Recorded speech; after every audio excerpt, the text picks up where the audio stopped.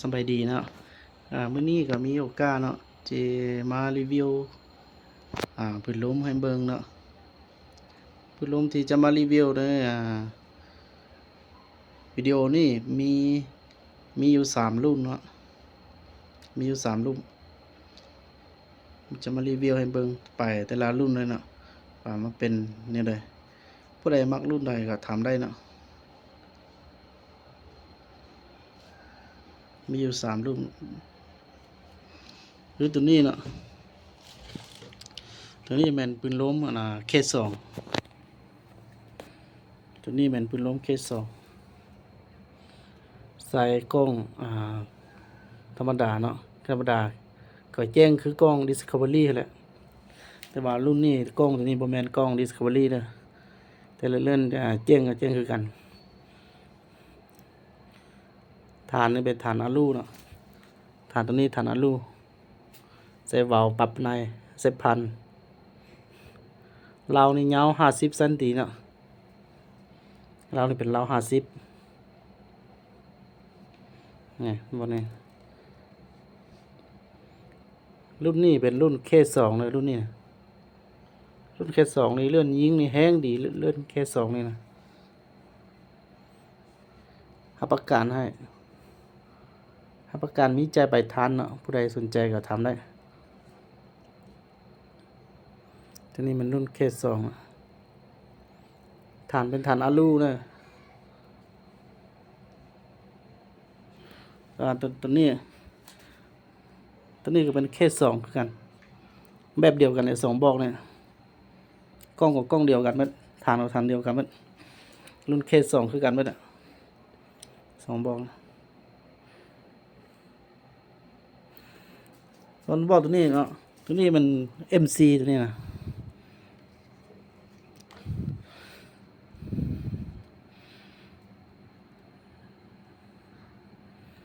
ตัวนี้เป็น MC กล้องกับมันกล้องเดียวกันครับตัว K2 นี่ฐานล้มกับแมนฐานอะลูคือกันเนาะแต่ว่ามันจะตันอยู่บนว่าอันนั้นวาล์วตัวนี้ถ้าเป็นวาล์วปั๊มนอกเนาะ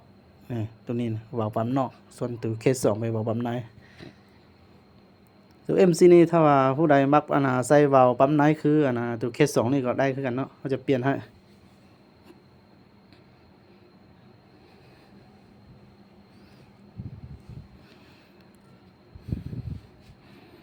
นี่หากับมาหอกมาไม้เนาะหากับประกอบได้มาไม้นี่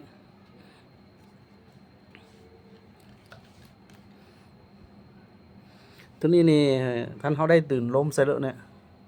ได้ตื่นล้มใส่แล้วให้ประกันเราให้เนาะให้ประกันเราตัวนี้ให้ถ้าว่ายิ่งวัตถุเราจะเปลี่ยนเราไม้ให้เลย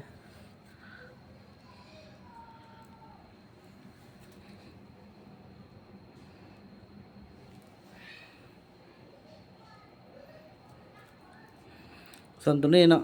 สมบอกตัวนี้เป็นเทติโก้เนาะเทติโก้ฐานตัวนี้เป็นถังคาร์บอนแต่ถังคาร์บอนกับฐานอะลูมันจะตันกันนะครับอันนี้เป็นถังคาร์บอนกล้องตัวนี้เป็นกล้อง BSA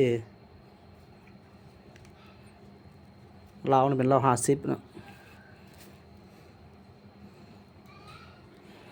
เบาดีตัวนี้นะ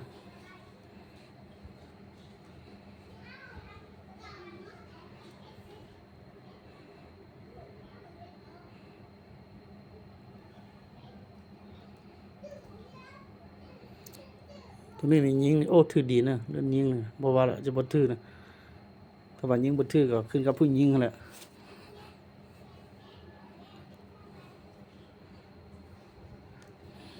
ผู้ใดสนใจบ่ใดก็ถามได้เนาะเครื่องเฮาถ้ามีอยู่3รุ่นเฉพาะวิดีโอตัวนี้มันจะมีอยู่3รุ่นด้วยกันคือเทติโก้แล้วก็ MC แล้วก็ K2 เนาะบางเป้าใดก็ถามได้เนาะ